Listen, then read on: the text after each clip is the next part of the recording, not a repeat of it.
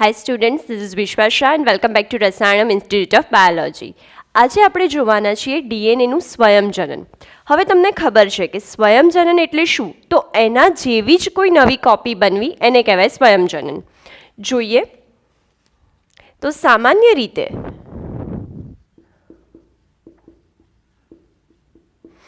કોષચક્રના આંતરાવસ્થાના S તબક્કામાં સ્વયંજનન થાય.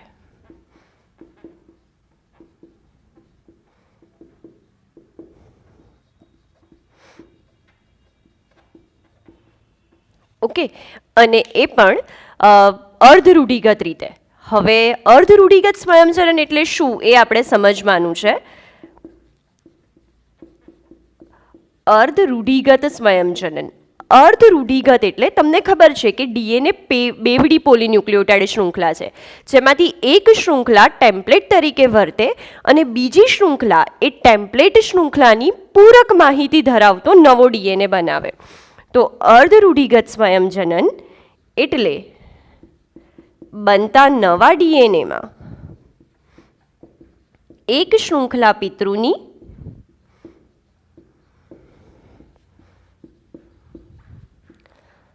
અને બીજી નવી સંશ્લેષિત શૃંખલા હોય.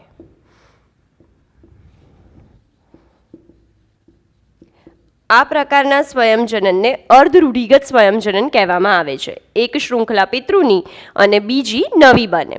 હવે આનું પ્રાયોગિક પરિણામ અર્ધરૂઢિગત સ્વયંજનનનું પ્રાયોગિક પ્રમાણ મેસેલ્સન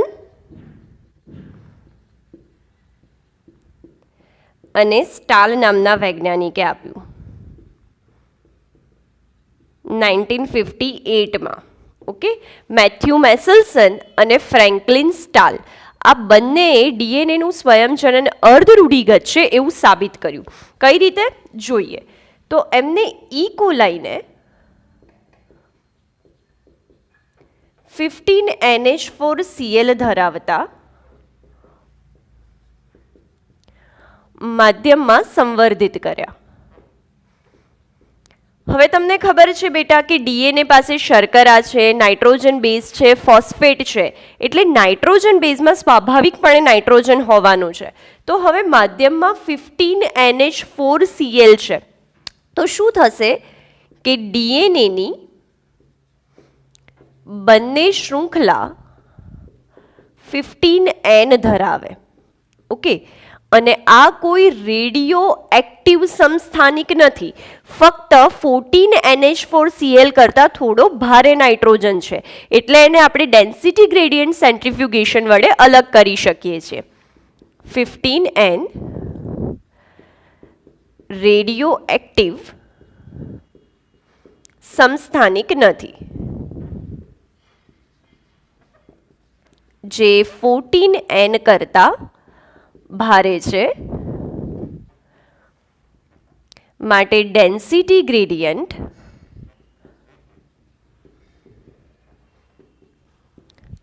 સેન્ટ્રીફ્યુગેશન દ્વારા અલગ કરી શકાય.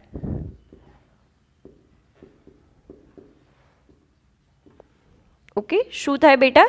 ડેન્સિટી ગ્રેડિયન્ટ સેન્ટ્રીફ્યુગેશન દ્વારા એને આપણે અલગ કરી શકીએ છીએ. જોઈએ આપણે. ચાલો, તો આ ડીએનએની બંને શૃંખલા 15NH4Cl ધરાવે છે. 15N 15N. ઓકે, હવે આગળ તમને ખબર છે કે ઈ કોલાઈ 20 મિનિટમાં સ્વયંજનન પામે. સૌથી પહેલા 15NH4Cl વાળા માધ્યમમાં ઈ કોલાઈને ઉછેર્યા, એટલે બંને ડીએનએ પાસે 15N છે. હવે આપણે શું કરીશું? ઈ કોલાઈને 14NH4Cl વાળા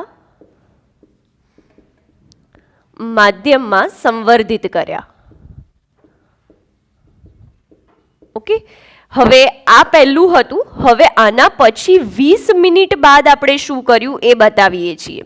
તો 20 મિનિટ બાદ આપણે માધ્યમને કયું કર્યું છે 14NH4Cl વાળું. તો શું થશે? હવે આ પિતૃ શૃંખલા છે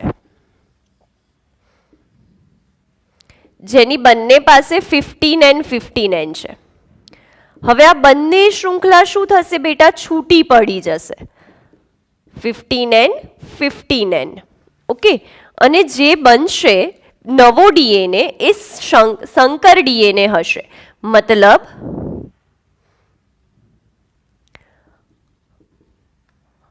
એ 14N ધરાવતો હશે. કેમ? કારણ કે માધ્યમમાં અત્યારે 14N જ છે. એટલે મળનાર ડીએનએ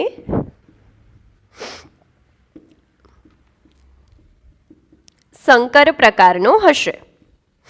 એટલે કે 15N અને 14N. એક શૃંખલા 15N વાળી અને બીજી શૃંખલા 14N વાળી. તો એને આપણે ડેન્સિટી ગ્રેડિયન્ટ સેન્ટ્રીફ્યુગેશન પર અલગ કરવું હોય તો એ ક્યાંક મધ્યમાં મળે. 15N 14N અને 15N સૌથી નીચે મળે. હવે ધારો કે આપણે બીજી 20 મિનિટ રહેવા દઈએ, બેક્ટેરિયાને ફરીથી 14NH4Cl વાળા માધ્યમમાં ઉછેરીએ તો શું થશે જોઈએ. ઓકે, ચલો હવે બીજી 40 મિનિટ પછી, એટલે સૌથી પહેલાં 15NH4Cl વાળું માધ્યમ હતું, પછી આપણે એને 14NH4Cl માં શિફ્ટ કર્યું અને હવે બીજી 20 મિનિટ એને આપણે 14NH4Cl વાળા માધ્યમમાં રહેવા દઈશું. તો શું થશે જોઈએ. ઈ કોલાઈને બીજી 20 મિનિટ 14NH4Cl વાળા માધ્યમમાં ઉછેરતા, હવે તમને ખબર છે કે પહેલા શું હતું? તો સંકર ડીએનએ હતા આપણી પાસે 2. જોઈએ.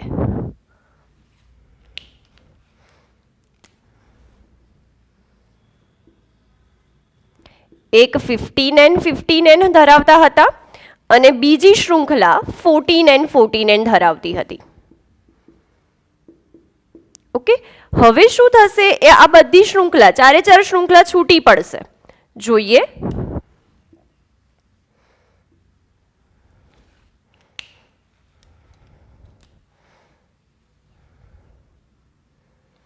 હવે માધ્યમમાં ખાલી 14NH4Cl જ છે, એટલે નવી બનતી શૃંખલા એ 14NH4Cl વાળી જ થશે.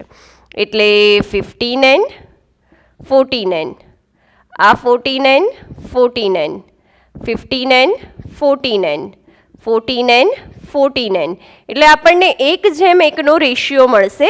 MCQમાં તમને આવું રેશિયો વાઇઝ પૂછાઈ શકે. તો આપણે આવું અહીંયા લખીશું કે હલકા ડીએનએ અને સંકર ડીએનએ બંનેનો રેશિયો 1:1 મળે છે. ઓકે, હવે ડેન્સિટી ગ્રેડિયન્ટ સેન્ટ્રીફ્યુગેશન પર દીકરા તમારે દર્શાવવું હોય તો તમે આવી રીતે દર્શાવી શકો. હલકો ડીએનએ અહીંયા 14N સંકર ડીએનએ અહીંયા 14N અને ભારે ડીએનએ સૌથી નીચે 15N. ઓકે, આ રીતે જોવા મળે. આ પણ MCQ માટે યાદ રાખવાનું. અને આપણે ઘનત્વને આધારે કઈ રીતે અલગ કરીએ છીએ? તો સીઝિયમ ક્લોરાઇડ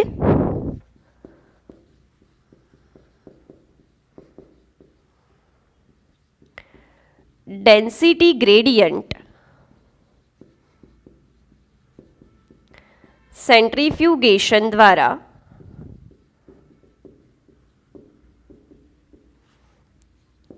ડીએનએને ઘનત્વના આધારે અલગ કરી શકાય.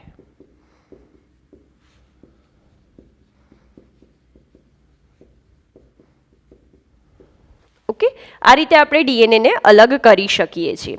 ઓકે, ચાલો આવું જ એક આના ઉપરથી સાબિત થઈ જાય છે કે ડીએનએનું સ્વયંચલન અર્ધ રૂઢિગત છે. સંપૂર્ણ રૂઢિગત એટલે શું? કે પિતૃ જેવો જ ડીએનએ બને. અર્ધ રૂઢિગત એટલે એક ડીએનએની શૃંખલા પિતૃ જેવી અને બીજી નવેસરથી સંશ્લેષણ પામતી હોય. આવો જ એક પ્રયોગ ટેલરે વિશિયા ફાબા પર રેડિયો એક્ટિવ થાઇમિડિનનો ઉપયોગ કરી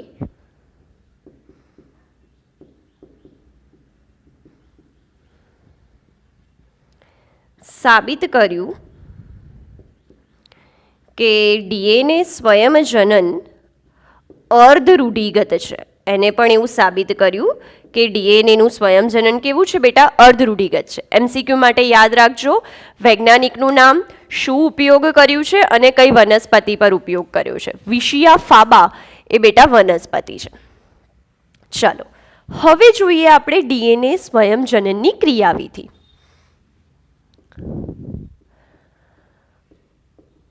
ડીએનએ સ્વયંજનનની ક્રિયાવિધિ. તો સ્વયંજનન એટલે એના જેવી જ બીજી કોપી બનાવે એને સ્વયંજનન કહીએ છીએ. ઇંગ્લિશમાં આપણે કહીશું બેટા રેપ્લિકેશન. રેપ્લિકા એટલે ઝેરોક્સ, એના જેવી બીજી કોપી બનાવી છે એને કહેવામાં આવે રેપ્લિકેશન. તો સામાન્ય રીતે કયા કયા ઉત્સેચકો સંકળાયેલા છે? એક તો ડીએનએ જોઈએ, બીજું હેલિકેઝ જોઈએ, એસએસબી પ્રોટીન જોઈએ, ગાયરેઝ, ડીએનએ લાઇગેઝ અને સૌથી મુખ્ય ઉત્સેચક જેના વગર સ્વયંજનન બિલકુલ પોસિબલ નથી, હીરો ઉત્સેચક, એ છે ડીએનએ પોલિમરેઝ. પોલિમરેઝના પણ અલગ અલગ પ્રકાર છે, આપણે જોઈશું. પ્રાઇમેઝ. આટલા ઇન્ગ્રીડિયન્ટ્સ છે, આટલા ઉત્સેચક જે આપણે ડીએનએ સ્વયંજનન કરવા માટે જોઈએ છે. હવે પહેલી વસ્તુ એ થાય કે ડીએનએ તો ઘણો મોટો છે, તો આ ડીએનએના સ્વયંજનનની શરૂઆત ક્યાંથી થાય? કઈ જગ્યાએથી સ્વયંજનન ચાલુ કરવું? તો ડીએનએ પાસે એક ચોક્કસ સ્થાન છે જેને કહેવાય ઓરી, ઓરિજિન ઓફ રેપ્લિકેશન, સ્વયંજનનનો ઉદ્ભવ. ડીએનએમાં સ્વયંજનન ઓરીથી થાય. ઓરી એટલે ઓરિજિન ઓફ રેપ્લિકેશન. ઓકે, ગુજરાતીમાં આપણે કહીશું સ્વયંજનનનો ઉદ્ભવ. આદિકોષ કેન્દ્રી કોષમાં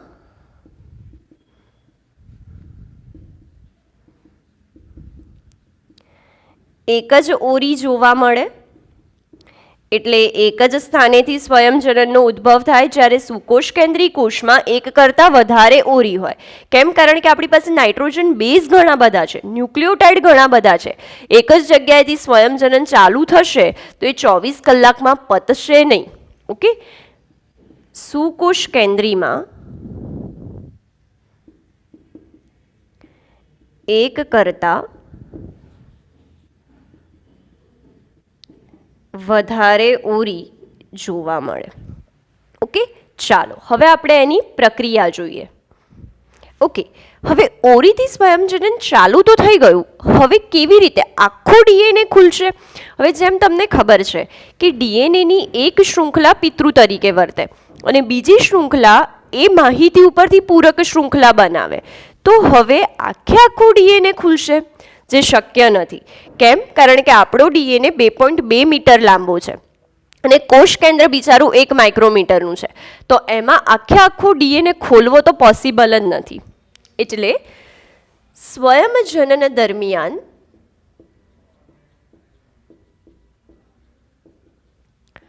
ફક્ત થોડોક ડીએનએ ખુલે અને પ્રક્રિયા ચાલુ થાય, જેને સ્વયંજનન ચીપીઓ કહે છે. તમે આકૃતિમાં જોઈ શકો છો બેટા કે સ્વયંજનન ચીપીઓ કેવો દેખાય છે. તો સૌથી પહેલા તો ડીએનએની બે શૃંખલાને ખોલવી પડે, એમની વચ્ચે જે હાઇડ્રોજન બંધ છે એ તોડવા પડે. તો સૌથી પહેલા ઉત્સેચક કામમાં આવે એ છે હેલિકેઝ, જે ડીએનએની બે શૃંખલા વચ્ચેના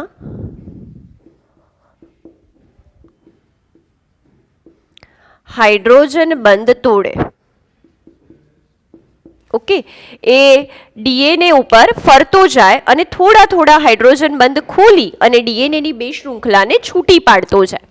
અને પછીથી એની જોડે બીજું એક પ્રોટીન છે એસએસબી પ્રોટીન, જેને આપણે કહીશું બેટા single strand binding protein. SSB protein એટલે સિંગલ સ્ટ્રેન્ડ બાઇન્ડિંગ પ્રોટીન, જે છૂટી પડેલી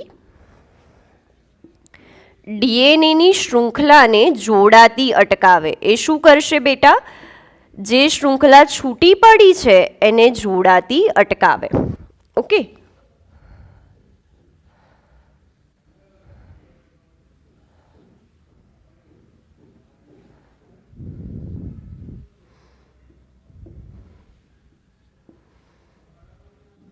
ઓકે, અહીંયા આગળ આવી રીતે આ ઉત્સેચક છે એ હેલિકેઝ છે. એ આમ ફરતો જાય અને ડીએનએના હાઇડ્રોજન બંધ ખોલતો જાય. આ ઉત્સેચક જેને આપણે કહીશું હેલિકેઝ. ડીએનએ સ્વયંજનન બાયોલોજીમાં કોઈ પણ સંશ્લેષણ પ્રક્રિયા ઓલવેઝ 5' થી 3' ની દિશામાં થાય. ઓકે, તો આ એક શૃંખલા છે ટેમ્પલેટ. સ્વયંજનન એ 5' થી 3' ની દિશામાં થાય. ઓકે, અને અહીંયા આગળ આવી રીતે આ પણ 5' 3' જ છે. હવે તમને થશે કે મેં અહીંયા શું કામ આવા ટુકડા દોર્યા છે? સમજાવું હું તમને. એક શૃંખલા સળંગ સંશ્લેષિત થાય જેને આપણે કહીશું બેટા અગ્રેસર શૃંખલા, અને એક શૃંખલા આવી રીતે ટુકડા સ્વરૂપે સંશ્લેષિત થાય જેને કહીશું વિલંબિત શૃંખલા. ઓકે, અને આ જે છૂટી પડેલી સ્ટ્રેન્ડ છે એ પાછી જોડાતી અટકાય એમ અહીંયા આ સ્થાન પર એસએસબી પ્રોટીન જોવા મળે. હવે ચાલો, એટલી ખબર પડી ગઈ આપણને કે ઓરીથી સ્વયંજનનની શરૂઆત થાય છે, હેલિકેઝ બે શૃંખલાને છૂટી પાડે છે અને એસએસબી પ્રોટીન આ શૃંખલાને જોડતી અટકાવે છે. હવે આ આખી જે રચના છે બેટા એને આપણે કહીએ છીએ સ્વયંજનન ચીપિયું. હવે આ સંશ્લેષણની પ્રક્રિયા ચાલુ થતા પહેલા એક વસ્તુ આપણે સમજી લઈએ કે સંશ્લેષણ એ 5' થી 3' ની દિશામાં થાય. ક્યાં થાય બેટા? સંશ્લેષણ 5' થી 3' ની દિશામાં થાય. એક શૃંખલા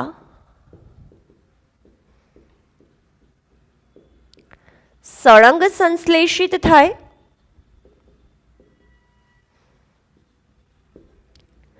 જેને અગ્રેસર શૃંખલા કહે છે, અને એક શૃંખલા એ આવી રીતે ટુકડાઓમાં સંશ્લેષિત થાય. એક શૃંખલા ટુકડાઓમાં સંશ્લેષિત થાય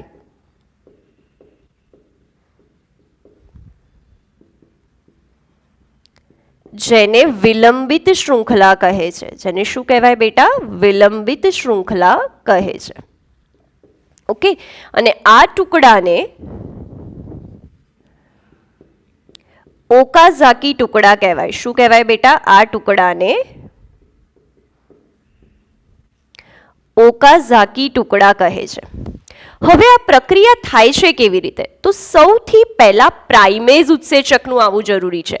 મેં તમને કીધું ને કે 5' થી 3' ની દિશામાં સંશ્લેષણની પ્રક્રિયા થાય, તો સૌથી પહેલા જે ડીએનએનો ટેમ્પલેટનો આ 3' નો છેડો છે ત્યાં પ્રાઇમેઝ આરએનએ પ્રાઇમર ઉમેરે. આરએનએ પ્રાઇમર એટલે રિબોન્યુક્લિયોટાઇડ, 10 થી 12 રિબોન્યુક્લિયોટાઇડ ઉમેરાય. સૌ પ્રથમ પહેલાં ઓરીનું શોધો, ઓરીને શોધ્યા પછી ડીએનએની શૃંખલાને છૂટી પાડો, એસએસબી પ્રોટીન જોડો એટલે શૃંખલા જોડાય નહીં, પછી આવશે પ્રાઇમેસ. એનું બીજું નામ છે ડીએનએ આધારિત આરએનએ પોલિમરેઝ. એ આરએનએ પ્રાઇમર 3' છેડા પર ઉમેરે. કોણા બેટા? ટેમ્પલેટના. ઓકે, પ્રાઇમર એટલે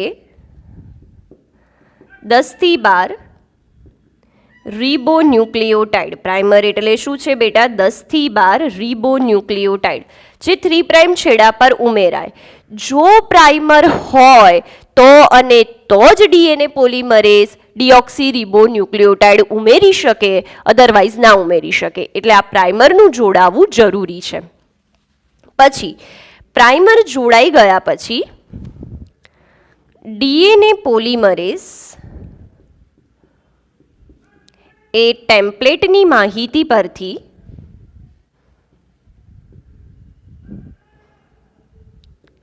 ડીઓક્સી રિબોન્યુક્લિયોટાઇડ ઉમેરે.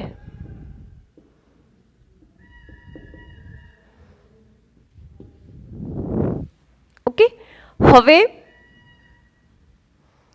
તમને થશે કે કેવી રીતે, તો હું તમને બતાવું દીકરા કે આ 5' થી 3' આ તમારો ટેમ્પલેટ ડીએનએ છે, બરાબર. હવે તમારે નવી શૃંખલા બનાવી છે. ટેમ્પલેટ ડીએનએ ઉપર માહિતી કંઈક આવી રીતે છે, ATGCTAAA. હવે નવી શૃંખલા 5' થી 3' ની દિશામાં બનશે. પૂરક એટલે એડેનિનની સામે થાઇમિન, થાઇમિનની સામે એડેનિન, સાઇટોસિનની સામે ગ્વાનિન, ગ્વાનિનની સામે સાઇટોસિન, થાઇમિનની સામે એડેનિન, એડેનિનની સામે થાઇમિન. આવી રીતે નાઇટ્રોજન બેઝ ઉમેરાતા જાય. તો આપણો ડીએનએ પોલીન્યુક્લિયોટાઇડ છે. ન્યુક્લિયોટાઇડ એટલે તમને ખબર છે શર્કરા, નાઇટ્રોજન બેઝ પ્લસ ફોસ્ફેટ. તો આ જે તમારેના મોનોમર્સ છે એ લાવવા પડશે. ડીએનએ પોલિમરેઝ તો શું કરશે? ખાલી સામે આવી શૃંખલા બનાવી દેશે, પણ એના માટે જે મોનોમર હશે એ ક્યાં પ્રેઝન્ટ હશે? તો ન્યુક્લિયોપ્લાઝમ એટલે કે કોષ કેન્દ્ર રસમાં ડીએનટીપીસ ડીઓક્સી રિબોન્યુક્લિયોટાઇડ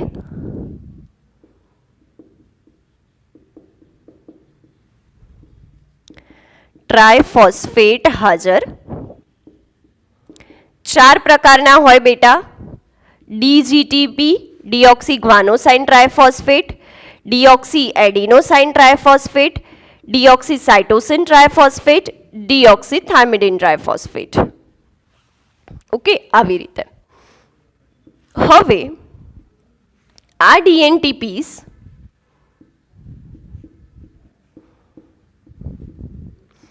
એ બેવડી ભૂમિકા ભજવે. આ ડીએનટીપીસનું કામ શું છે બેટા? એ બેવડી ભૂમિકા ભજવે. પહેલું, પ્રક્રિયક તરીકે વર્તે. તમને ખબર છે કે ભાઈ તમારે મોનોમર્સ તો જોઈશે જ, એટલે કોષ કેન્દ્ર રસમાંથી તમને આવા મોનોમર મળી જશે. પણ આપણા ડીએનએમાં મોનોફોસ્ફેટ છે, જ્યારે આ શું છે? ટ્રાયફોસ્ફેટ. એટલે એના ફોસ્ફો એનહાઇડ્રાઇડ બંધ તૂટી અને જે ઉર્જા છે એ ઉર્જા અહીંયા બંધ બનાવવા માટે વપરાય. પોલિમર બનાવવો હોય તો 2 રિસ્પેક્ટિવ મોનોમર વચ્ચે બંધ બનાવવો પડે, અને બંધ બનાવવા માટે બેટા ઉર્જા જોઈએ.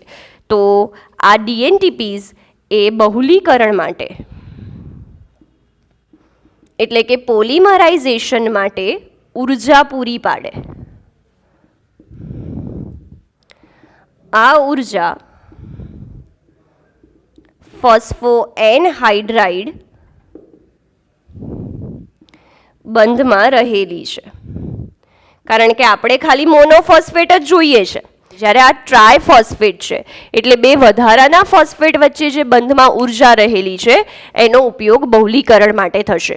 એટલે આ ડીએનટીપીસ એ બેવડી ભૂમિકા ભજવે. એક તો પ્રક્રિયક તરીકે પણ વર્તે અને બીજું બહુલીકરણ માટે ઉર્જા પણ પૂરી પાડે. હવે આપણે પૂરક શૃંખલા બનાવી દીધી છે. એ કેવી રીતે બની? એક બાજુની ટેમ્પલેટ શૃંખલામાંથી એક સળંગ શૃંખલા બની, જેને આપણે કહીએ છીએ અગ્રેસર શૃંખલા, અને એક બાજુના ટેમ્પલેટમાંથી નાના નાના ટુકડા બન્યા, જેને આપણે કહીએ છીએ ઓકાઝાકી ટુકડા, અથવા આ શૃંખલાને કહેવાય વિલંબિત શૃંખલા. કારણ કે એક સાથે તો ડીએનએ પોલિમરેઝ બંને બાજુ સળંગ શૃંખલા બનાવી શકતો નથી. અહીંયા જેટલા પણ ટુકડા છે એ દરેક ટુકડા વખતે પ્રાઇમેઝ આવે અને પ્રાઇમર ઉમેરે. હવે આ શૃંખલા બની ગયા પછી શું થશે જોઈએ. ઓકે, તો હવે એકવાર આ શૃંખલા બની ગઈ પછી શું થશે? આપણે પ્રાઇમર દૂર કરીશું અને જે જગ્યા બચશે એ લાઇગેઝ ઉત્સેચક આપણો ગુંદર છે એ આ જગ્યાઓને ભરશે. જોઈએ કે એકવાર શૃંખલાનું નિર્માણ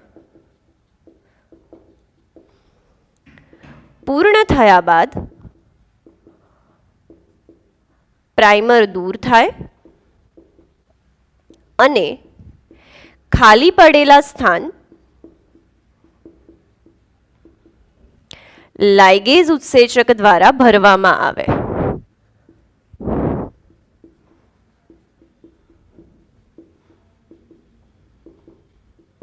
જે પણ છેડા છે એ જોડવાનું કામ લાઇગેઝ ઉત્સેચક કરે.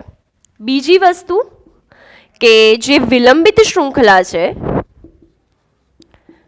વિલંબિત શૃંખલાના ટુકડા પણ લાઇગેઝ ઉત્સેચક દ્વારા જોડવામાં આવે.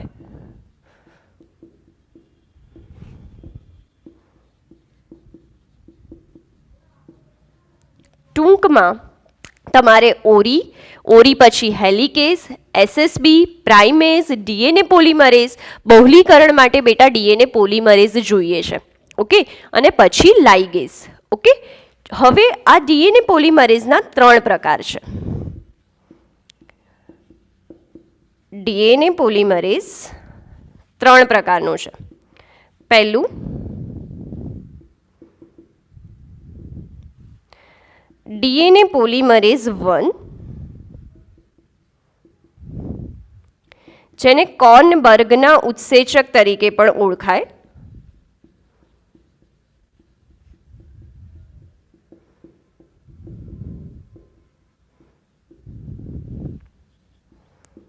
જે પ્રાઇમરને દૂર કરે અને રિપેર ઉત્સેચક તરીકે પણ વર્તે. રિપેર એટલે ધારો કે કોઈ ખોટી બેઝ પેર આવી હોય તો એ દૂર કરવાનું કામ પણ કરે. બીજું છે બેટા ડીએનએ પોલિમરેઝ 2, જે ડીએનએ પોલિમરેઝ 1ની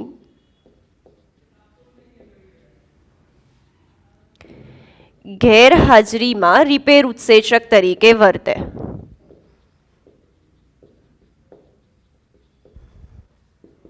ઓકે, શેની બેટા? ડીએનએ પોલિમરેઝ 1ની ગેરહાજરીમાં.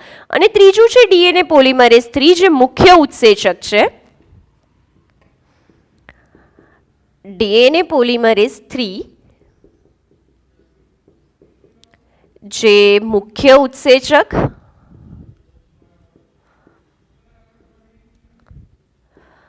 બહુલીકરણ માટે એટલે કે પોલિમરાઇઝેશન માટે વપરાય.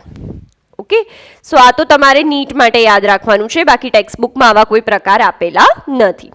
બીજી વસ્તુ કે ઈ કોલાઈમાં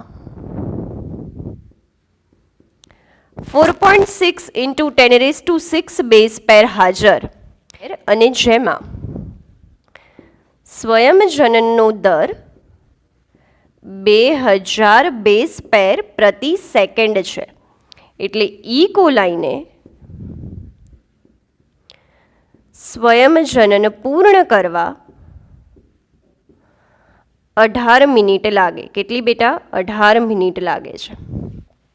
ઓકે, એટલે આ તમારે દીકરા યાદ રાખવાનું છે કે ઈ કોલાઈમાં સ્વયંજનનનો દર કેટલો છે. આ બધી જ પ્રક્રિયા ઓરી ઓળખવું, ડીએનએને છૂટું પાડવું, અલગ અલગ ડીએનટીપીઝ ઉમેરવા, આટલું બધું 2000 બેઝ પેર પ્રતિ સેકન્ડમાં એ ઉમેરે છે અને છતાં પણ એ ક્યારેય કોઈ ભૂલ કરતો નથી. ભૂલ થાય તો ડીએનએ પોલિમરેઝ પોતે ડીએનએ પોલિમરેઝ ઘણા બધા ઉપએકમ ધરાવે છે, એટલે એ એડેનિનની સામે થાઇમિન ઉમેરે અને કદાચ જો ભૂલમાંથી ખોટો બેઝ પેર આવ્યો હોય તો એ એને દૂર પણ કરી શકે. ઓકે, એટલે પોતે રિપેર ઉત્સેચક તરીકે પણ વર્તી શકે. ઓકે, આટલો એફિશિયન્ટ છે. સો સ્વયંજનનની પ્રક્રિયા આપણે ધ્યાન રાખવું પડતું નથી, એ હાઈલી રેગ્યુલેટેડ ડીએનએ પોલિમરેઝથી જ થાય છે. ઓકે, તો હવે નેક્સ્ટ ટાઈમ બેટા આપણે પ્રત્યાંકન જોઈશું.